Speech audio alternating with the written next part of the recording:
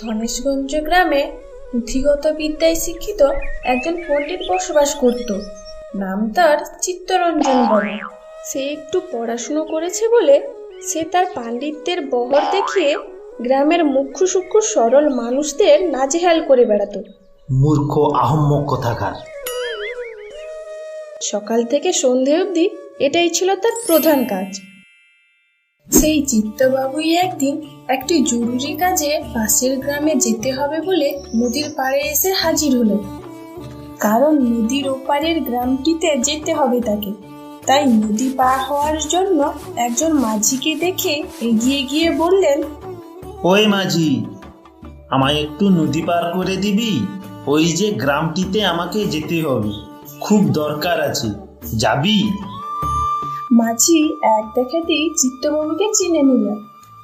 ও, এ তো সেই পণ্ডিত মশাই, যেটা পাণ্ডিত্য বলিয়া আমাদের মতো সাধারণ মুখ্য সূক্ষ্ম মানুষদের নাজেহাল করে বেড়ায়। কিন্তু আমি এত সব ভাবছি কিসের জন্য? যাগে, এত ভেবে কাজ নেই, দুটো পয়সা আয় হলেই হলো। কিন্তু বেটা কি পয়সা দেবে, নাকি আমায় মুখ কুপে ক্যাচকলা দেখিয়ে দেবে? না, বেটাকে একদম বিশ্বাস নেই। কি এত ভাবছিস বলতো?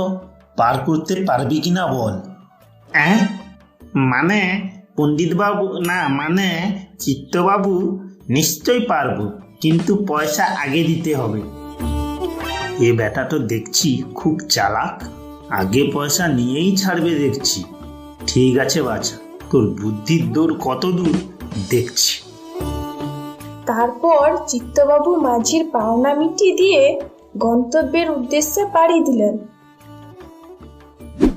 তারা কিছু দূর যেতে না যেতে চিত্তবাবু মাঝিকে জব্দ করার জন্য জিজ্ঞেস করলেন, আচ্ছা মাঝি, তুই ইতিহাস পড়েছিস?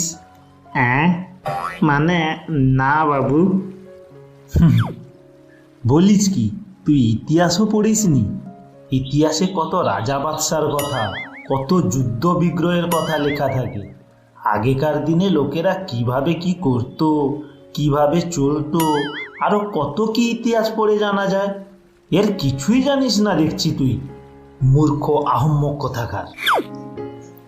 হ্যাঁ বাবু, আমি মুখ্য সূক্ষ্ম মানুষ, এসব কিছুই জানি না। তাহলে তো তোর জীবনের 4 আনাই বৃথা। মূর্খ মাঝিকে জ্ঞানের বহার দেখিয়ে চিত্তবাবু মনে মনে অট্টহাসি করতে লাগলেন। আর মাঝি চুপ করে নদী বাইতে লাগলো। এইভাবে আবার খানিক যেতে না যেতে চিত্তবাবু জিজ্ঞেস করলেন, আচ্ছা মাঝি, তুই ভূগোল পড়েছিস? না বাবু। সে কি? এই গোল পৃথিবীর কোন কোনায় কোন দেশ, কোথায় কোন নদী, কোথায় কোন পাহাড়, কোন দেশের লোক কেমন, কোথায় কি কি জিনিস পাওয়া যায়, এসব কিছুই ভূগোল পড়েই জানা যায়। সেই ভূগোলও তুই পড়িসনি? তাহলে তো তোর জীবনের 8 আনাই বৃথা। তাহলে তোর বেঁচে থেকে লাভ কি? এইসব শোনার পরও মাঝি মুখ বন্ধ করে নৌকা বাইতে লাগলো। তবুও আবার খানিক বাদে পণ্ডিত মহাশয় মাঝিকে নাজেহাল করার জন্য জিজ্ঞেস করলেন, আচ্ছা মাঝি, বিজ্ঞান তো নিশ্চয়ই পড়েছিস? আগে না বাবু। বলিস কি? আজ পুরো পৃথিবীটা বিজ্ঞানের হাতের মুঠোয়। কেন রোদ হয়, কেন বৃষ্টি হয়, কেন বিদ্যুৎ চমকায়, এমনকি এই কারেন্ট, রেডিও, উড়োজাহাজ আর অ্যাটম বম কিসে হয়, এর সব কিছুই বিজ্ঞান পড়লে জানা যায়। আজ এই বিজ্ঞানের জোরেই মানুষ মঙ্গল গ্রহ ও চাঁদে যেতে সক্ষম হয়েছে। আর দেখছি এসবের কিছুই জানিস না তুই।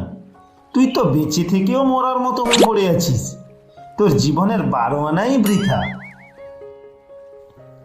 এমন সময় চারিদিক অন্ধকার করে কালো মেঘ ঘনিয়ে এলো।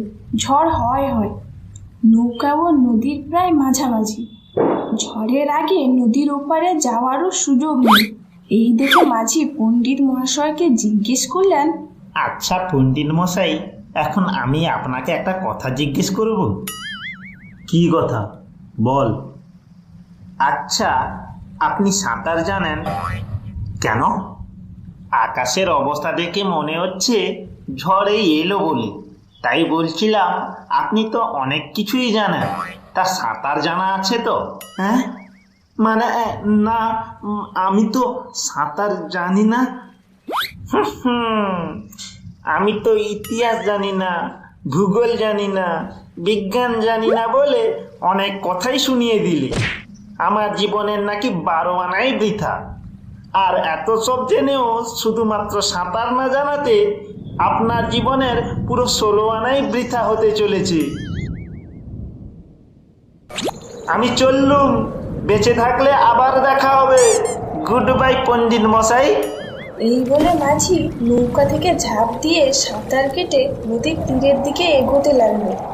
আর এদিকে আরে কোথায় যাচ্ছিস? আমায় একা ফেলে যাস না প্লিজ, বাঁচাও বাঁচাও। প্রবল ঝড়ের প্রকোপে পণ্ডিত মহাশয় তার পাণ্ডিত্য নিয়ে ডুবে এলেন। আমাকে বাঁচাও।